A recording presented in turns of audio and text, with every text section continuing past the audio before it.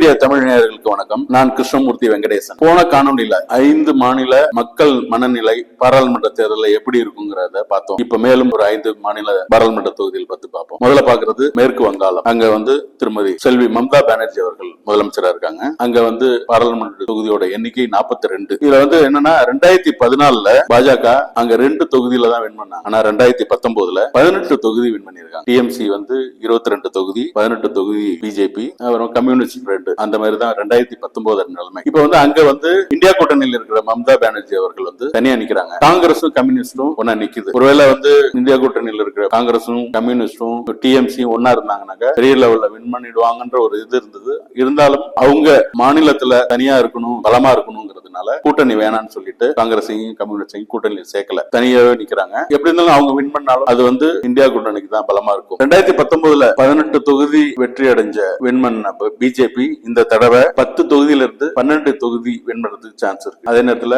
மம்தா பானர்ஜி அவர்கள் 30 to 32 தொகுதி win பண்றதுக்கு சான்ஸ். காங்கிரஸ் மம்தா பானர்ஜி அவர்களுடைய டிஎம்சி 30 to 32 தொகுதி வின் பண்ணலாம். இதுல சில தொகுதியில காங்கிரஸும் கம்யூனிஸ்டும் வின் பண்ணுவாங்க. அப்படி அவங்க தனிச்சு வின் பண்ணாலும் அது இந்தியா கூட்டணி வின் பண்ணாதான் நம்ம எடுத்துக்கணும். அதனால இதுதான் வெஸ்ட் பெங்காலோட நிலைமை.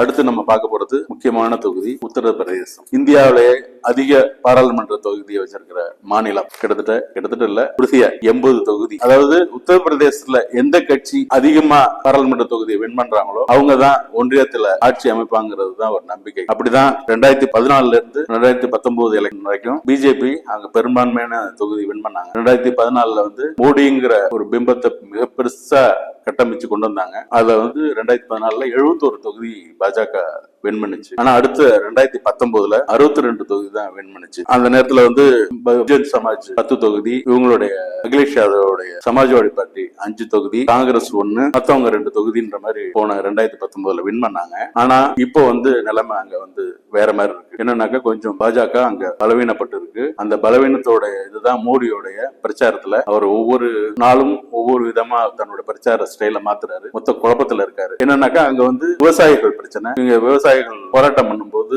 அவங்க பிஜேபி அரசாங்கம் கையாண்ட விதம், விவசாயிகளை நடத்தின விதம் மிகப்பெரிய அதிருப்தியை ஏற்பட்டு, அது இல்லாம இப்போ ராஜ்புத் கணிசமா அங்க இருக்காங்க, அவங்களோட அதிருப்தி. அது இல்லாம ஜாட் சமூகம் அவங்களுக்கு ராணுவத்துல வேலை பார்க்கறது அவங்க மிகப்பெரிய ஒரு கௌரவமான பிரச்சனை. இந்த அக்னி பாத்ன்ற ஒரு விஷயத்த கொண்டு அவங்க கிட்டையும் பாஜக ஒரு அதிருப்தியான மனநிலையில நின்றுச்சு. இப்ப ஜாட் சமூகமும் ராஜ்புத் சமூகமும் பாஜக எதிராக ஒரு நேரத்துல, அதாவது 2014 19 அவங்க மிக அதிகமான தொகுதி வின் பண்ணது காரணம் இந்த 2 சமூகமும் அவங்களுக்கு ஆதரவு இருந்ததுதான். ஆனா இந்த 2024 இந்த 2 சமூகமும் எதிராக இருக்கு. அது இல்லாம விவசாயிகள் எதிராக இருக்காங்க. அதனால இந்த தடவை கம்மியா தான் தொகுதி வரும். அதாவது செஃபாலஜிஸ்ட் யோகேந்திர யாதவ் அப்படிங்கிறவரு, அது பல வருஷம் அவர் இதுல எக்ஸ்பீரியன்ஸ் உள்ளவர், கிட்டத்தட்ட 25 வருஷத்துக்கு மேல இந்த இதுல எக்ஸ்பீரியன்ஸ் உள்ளவர். அவரே சொல்றாரு இந்த தடவை பாஜகவுக்கு 45 இருந்து 50 தொகுதி தான் கிடைக்கும். அப்படி இருக்கும்போது என்டிஏ கூட்டணி 30 இருந்து 35 தொகுதி வின் பண்றது சான்ஸ் இருக்கு. என்னதான் பாஜக 45 to 50 வின் பண்ணாலும் தனிப்பெரு கட்சியா வருமே தவிர ஒன்றியத்தில் ஆட்சிக்கு வருமாங்கிறது சந்தேகங்கிறது தான் நிறைய பேர் பேசுறாங்க. அதே நேரத்தில் 30 to 35 இந்தியா கூட்டணி வருதுனாக்க அவங்களுக்கு மிகப்பெரிய ஒரு சப்போர்ட்டா இருக்கு. இதுதான் உத்தரப்பிரதேசோட நிலைமை.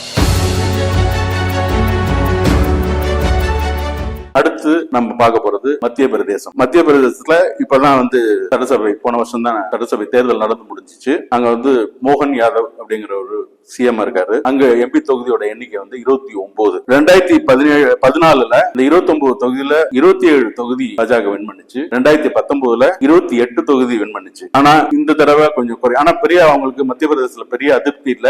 ஒரே ஒரு இது அங்கேயும் கொஞ்சம் ராஜபுத்திரர்கள் கொஞ்சம் இருக்காங்க. அதனால இந்த 29 கொஞ்சம் குறையது சான்ஸ் இருக்கு. எப்படியும் பாஜக 18 to 22 தொகுதியை வெல்றதுக்கான வாய்ப்பு இருக்கு. அதே நேரத்தில் இந்தியா கூட்டணி 7 to 11 தொகுதி வெல்றதுக்கு வாய்ப்பு இருக்கு. இதுதான் மத்திய பிரதேசத்தோட நிலைமை. அடுத்து நம்ம பார்க்க போறது ராஜஸ்தான். ராஜஸ்தான்லயும் போன வருஷம் 2023 அங்க சட்டசபை தேர்தல் நடந்துச்சு. ஆட்சி மாற்றம் நிகழ்ந்தது. பஜன்லால் சர்மாங்கிறவர் முதலமைச்சரா இருக்காரு. அங்க எம்பி தொகுதி 25. என்னன்னாக்கா இதுவும் பாஜகவுக்கு ஒரு பலமான மாநிலம். 2014 25க்கு 25 வின் பண்ணாங்க. அதே 2019 அதாவது கூட்டணியுடைய சொத்து 25 தொகுதியும் அவங்க வின் பண்ணாங்க. அதாவது ஃபுல் ஸ்வீப் 14 சரி 19 சரி ஃபுல் ஸ்வீப் பண்ணாங்க பிஜேபி. ஆனா இப்போ ராஜஸ்தான்ல அதாவது இந்த ராஜபுத்திரர் சமூகம் மிக அதிகமா இருக்கிறது ராஜஸ்தான்ல. அங்க மிகப்பெரிய போராட்டம் நடந்தது பார்த்திருப்பீங்க. இப்ப வந்து உறுதியா ராஜபுத்திரர்கள் வந்து பிஜேபி ஓட்டு போடக்கூடாதுங்கிறத பொதுவெளியில வந்து தீர்மானமான மாதிரி எடுத்துட்டாங்க. எல்லா மக்களையும் வரவழைச்சு பாஜகவுக்கு ஓட்டு போட மாட்டோம் அப்படிங்கிற மாதிரி பப்ளிக் அனௌன்ஸ் பண்ணாங்க. அதனால போன தடவை மாதிரியோ இந்த தடவை வந்து பாஜக அங்க வந்து ஸ்வீப் பண்றதுக்கு சான்ஸே இல்லை. அங்க வந்து பாஜக அதாவது என்டிஏ கூட்டணி 12 to 15 தொகுதியை வெல்றதுக்கு வாய்ப்பு இருக்கு. அதே நேரத்தில் இந்தியா கூட்டணி 10 to 13 தொகுதியை வெல்றதுக்கு வாய்ப்பு இருக்கு. அப்படி வென்றாங்கன்னா இந்தியா கூட்டணி பலமாகும். இதுதான் ராஜஸ்தானுடைய நிலைமை. அடுத்தது நம்ம பார்க்க போறது குஜராத். குஜராத் வந்து திரு நரேந்திர மோடி அவர்களுக்கும் அமித்ஷா அவர்களுக்கும் சொந்த மாநிலம். அதனால இது வரைக்கும் அவங்க வந்து பல வருடங்களா அங்க வந்து பாஜக தான் போல வச்சுக்கிட்டு இருக்கு அப்படிங்கிறது தெரியும்.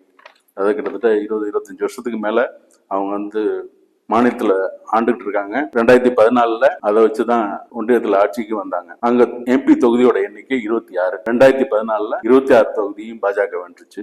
அதே மாதிரி 2019 26 தொகுதியை வின் பண்ணுச்சு. அதே மாதிரி இப்படி வந்து ராஜஸ்தான்ல ஃபுல் ஸ்வீப்போ அதே மாதிரி குஜராத்லயும் ஃபுல் ஸ்வீப். ஆனா இங்கேயும் ராஜபுத்திரர்கள் ஒரு ஏரியால நிறைஞ்சிருக்காங்க. அவங்களோட அதிருப்தி இப்ப வந்து மோடியோட இமேஜ் வந்து குறைஞ்சிருக்கு. நான் நிறைய பொய் பேசுறாரு அப்படிங்கிறது குஜராத் மக்களே உணர ஆரம்பிச்சிட்டாங்க. என்னதான் மன்னிர் மைந்தராக இருந்தாலும் குஜராத் மக்களுக்கே மோடி மேலையும் அமித்ஷா மேலையும் அதாவது அபிமானம் குறைஞ்சிருச்சுங்கிறது தான் நம்ம மக்களோட மனநிலையில இருந்து பாக்குறோம். அது இல்லாம அமித்ஷா வந்து தான் நிக்கிற காந்தி நகர் தொகுதியில தனக்கு எதிராக நிக்கிற சுயேட்சைகள் எல்லாம் வாபஸ் மிரட்டி வாபஸ் அவங்க வச்சாருங்கிற ஒரு கெட்ட பேர் இருக்கு. அதுவும் வந்து அங்க வந்து டோட்டல் அதிருப்தி. அதாவது அவங்க வந்து தங்களுக்கு எது பிளஸா இருக்குன்னு செய்யறாங்களோ அது அப்படியே அவங்களுக்கு நெகட்டிவா மாறிடுது. அதுதான் இப்ப பாஜகவோட நிலைமை. அங்க வந்து இந்த தடவை அதாவது என்டிஏ பாஜக கூட்டணி வந்து 20 to 23 தொகுதி வெல்றதுக்கு வாய்ப்பு இருக்கு. இந்தியா கூட்டணி ஒரு 3 to 6 தொகுதி அதாவது போன தடவை இருக்காங்க. அதனால கண்டிப்பா 3 to 6 வெல்றதுக்கு சான்ஸ் இருக்கு. குஜராத்ல ஆம் ஆத்மி பார்ட்டியும் காங்கிரஸும் கூட்டணியில் நிக்கிறாங்க. அதனால இந்த தடவை கடந்த 2 தேர்தல் அதாவது 2014 சரி 19 சரி ஒரு தொகுதியில் கூட வராத காங்கிரஸ் இந்த தடவை ஆம் ஆத்மியோட சேர்ந்ததுனால 3 to 6 தொகுதி வர்றதுக்கு வாய்ப்பு இருக்கு. கண்டிப்பா அதுவும் இந்தியா கூட்டணிக்கு பலமா இருக்கு. இதுதான் தற்போதைய குஜராத் நிலைமை. நன்றி. இது வரைக்கும் வந்து 10 மாநில பாராளுமன்ற தொகுதிகளை பத்தி பார்த்தோம். அடுத்தடுத்த காணொலி மற்றவைகளையும் பார்ப்போம். நன்றி, வணக்கம்.